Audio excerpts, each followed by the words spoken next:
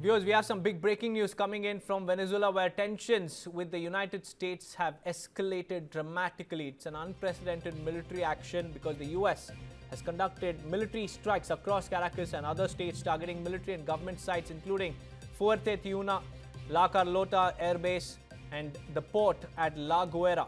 US President Donald Trump has said that Venezuelan President Nicolás Maduro and his wife, Celia Flores, were captured and removed and taken out from the country. The US State Department says Maduro will now, quote-unquote, finally face justice for his crimes, though the Venezuelan government says it has no information on their whereabouts and demands proof of life. Venezuela has declared a national emergency, mobilizing its defense forces and warning of resistance to any foreign troops. Meanwhile, US airspace restrictions have also been imposed over Venezuela. This is the latest that we are tracking. We have Major Amit Bansal, a defense and strategic expert, joining us live on this broadcast. In fact, before I go to Major Amit Bansal, let's now talk about the reactions that are coming in. Russia has condemned US aggression in Venezuela. Russia says Latin America must remain a zone of peace. And furthermore, Russia says it is important to prevent further escalation. This is Russia's first statement. Meanwhile, Spain has also called for de-escalation of US military action. Italy has said that it is monitoring the situation in Venezuela very, very closely. So the global reactions are pouring in. Russia has condemned it. Italy has said that it is monitoring the situation very, very closely. Meanwhile, Argentine president has celebrated Maduro's capture. So it's a mix of reactions coming in. Major Amit Bansal continues to stay on with us. Major, many thanks for joining us on this broadcast. How do you look at the situation right now?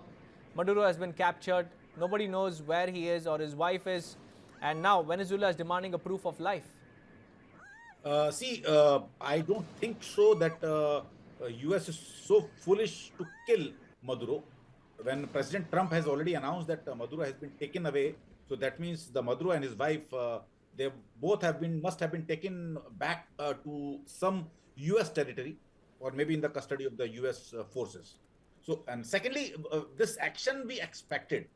We expected in August when US started a heavy buildup of its entire machinery, entire military, including army assets, military assets, naval assets, all along in the near Venezuela, and some of the assets were barely 200, 300 kilometers from Caracas. We expected a military action. Even Maduro was expecting a military action. That is the reason why he was recruiting so many militias, so that any kind of military action can be foiled. But this surgical action, we call it, picking up Maduro, taking him away to US, was not expected, and it came as a total surprise. Now, second thing I'm coming on to that is this is going to escalate. See, people in Venezuela are not going to sit silent. People in the international community are not going to sit silent. And this is a situation which is exactly copycat situation to what happened in Iraq. America said in Iraq what happened? It says that Saddam Hussein is making weapons of mass destruction. So there was a prize announced on him, and finally they captured him. Finally, there was a kind of kangaroo court which conducted this trial, and finally Saddam Hussein was hanged. Similarly here, few days back, America announced a $50 million reward on Maduro, claiming that Maduro is involved in drug trafficking, drug operations in US, and $50 million was a huge bounty. And now he's taken him away. I'm sure there'll be another kangaroo court where we charged for the drug trafficking and probably be hanged. So, and reactions are going to be, Russia is going to react, and certainly Venezuela is going to react. And we expect, I personally expect, as a strategic expert, I personally expect a major military action over Venezuela now. Sir, what do you think is the reason for such an action by the United States? Is it because of the lithium reserve and the oil reserves of Venezuela? See, obviously, it is about Venezuela has got the highest oil reserves in the world. Roughly every 300 to 400 billion barrels of oil are untrapped, lying in Venezuela. If you see the value as per the current market rate also, it is coming out to be roughly $20 trillion. $20 trillion. Now, America wants its own monopoly over oil. America wants the monopoly of its own allies, like the entire Gulf countries, on oil. And that is the reason why it is putting sanctions on Russia. That's why it's putting sanctions on other oil producers. So it had no option but to put sanctions on Maduro also, so that Venezuelan oil does not find its way to the market. Oil is one. Then lithium also, the huge untapped lithium reserves. If Venezuela is open to the world, maybe Russia can come up to Venezuela and start mining the lithium. Maybe India can go. Any country can go. Also, this action took place at a time when there was a high-level delegation of China. Is right now in Caracas. So the kind of messages which US, Washington wants to deliver is quite complicated. That's right, sir. And who do you think will be the successor? Will it be Maria Corina Machado? See, I don't think so, because as of now, if you see today's scenario, I'm pretty sure that there'll be a kind of turmoil. There'll be kind of total chaos in Venezuela. It may be a civil war, or it may be a military action from America. So immediately you cannot say anything, because the troops and the people who are loyal to Maduro, they are going to gear up for a military action. And Machado is not in Venezuela right now. So to put her in charge, firstly, the forces which are loyal to Maduro have to be subdued first. So that's what America is going to do. They're going to subdue these forces first, and that will take time. And I think that the country is going to a civil war. That's right, sir. And you just mentioned about a military action that Venezuela could possibly take. But can Venezuela afford a military action? Because Defense Minister of Venezuela has said that ultimately we will triumph and they are not open to negotiation. So what options are there? See, options, there are n number of options. See, America has got superiority when it comes to air.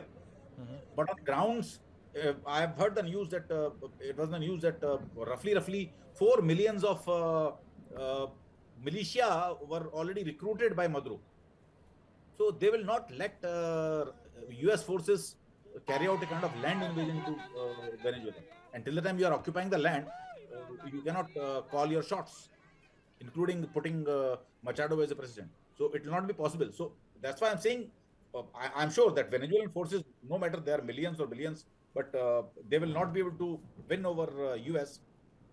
But at the same time, the current situation will take time to settle down. Sir, and it was the Delta Force, a Tier 1 security agency that operates in utmost secrecy, that picked up Maduro and his wife from a strategic location. So irrespective of how many ever militias Maduro really, recruited, it didn't really make any difference on ground zero.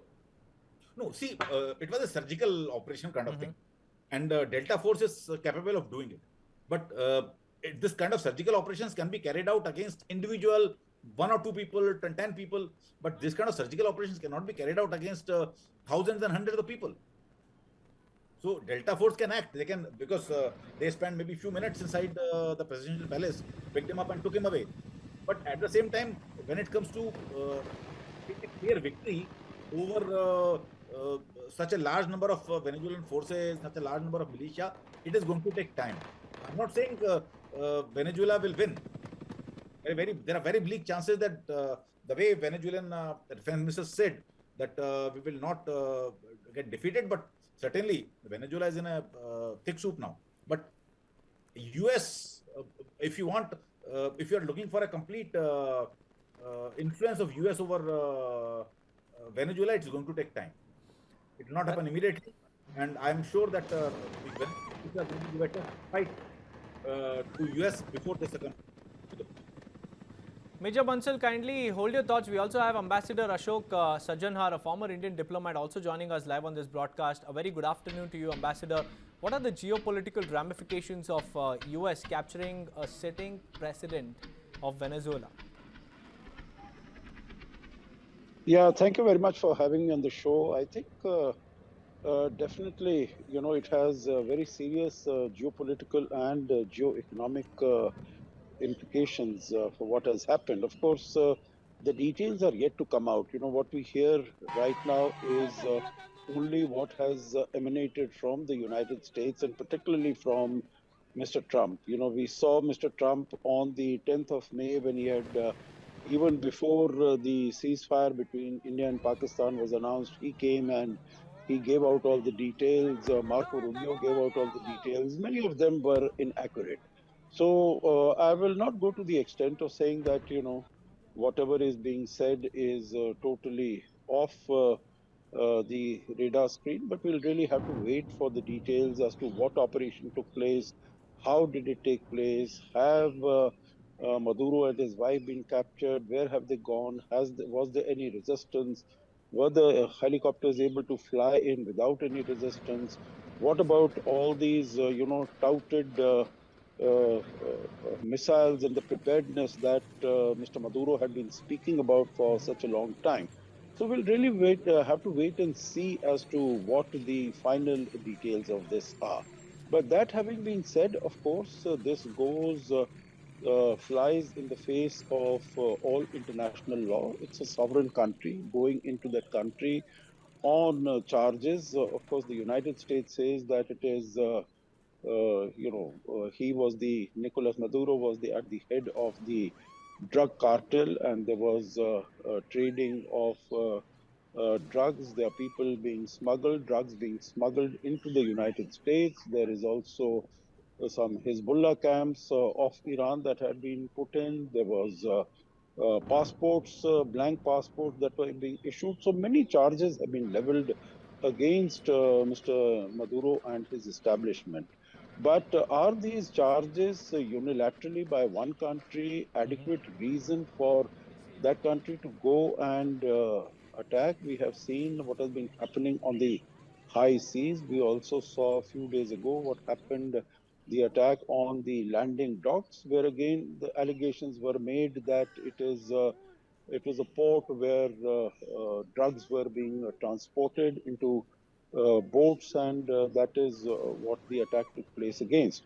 So there are still very many question marks, but definitely this whole issue is not going to die down so quickly, neither on the ground nor in, let us say, in the United Nations. We have not spoken about that as to what are going to be the ramifications and implications, but definitely countries like the friends of Venezuela, whether it is Russia, China, they are, I'm sure, going to ask for an urgent meeting, maybe even, since there's a 12-hour difference between Delhi and there.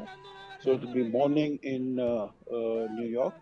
So ask for a meeting of the UN Security Council, emergency meetings, and the United States will be asked to explain its actions and what is the basis of international law on which this action has been taken.